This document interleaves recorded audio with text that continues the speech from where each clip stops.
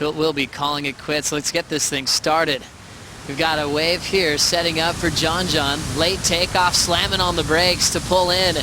Nice and hollow, perfect positioning. He gets spat out. Setting up that big highline carve. Squaring up under the lip. He'll go down on the finish. But one of the best barrels of the day going down for Florence.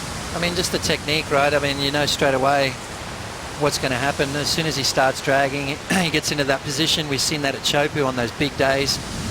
It is so hard to do that, you know, just to take off straight away and engage the body, slow yourself down, come out with the spit. I mean, that's maximizing time behind the curtain, Joe. John straight out of the gates. I mean, let's have a look. Beautiful size wave as well. See how he just slows himself right down. Perfect positioning right there. Now he lets go and comes out with that spray. And then look at that turn right there. I mean, just beautiful technique from John. Once more at the end, but goes down. But incredible opening wave.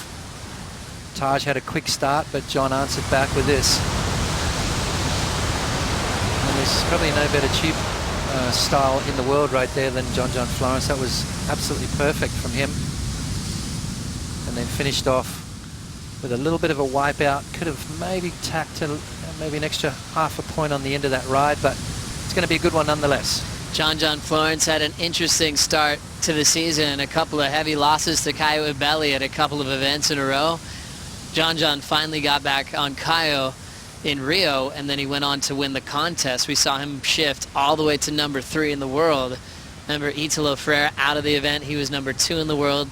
So John with a great position to try to completely take over the top 34. We mentioned Medina's amazing comeback last season, where he did well at lowers at Tahiti and in France. John did that the year before. He went from a 3rd to a 2nd to a big win in France. Just like Medina, Florence starting a little bit earlier on his comeback to form. Yeah, and we all know what happens when this kid gets on a roll. I mean, it could spell danger for sure. It's going to put a little bit of pressure on Matty Wilker coming up in the last heat of the day if John makes it through this one. There it is, opening score, 8.17. That's how you start, and that's how you put the pressure on.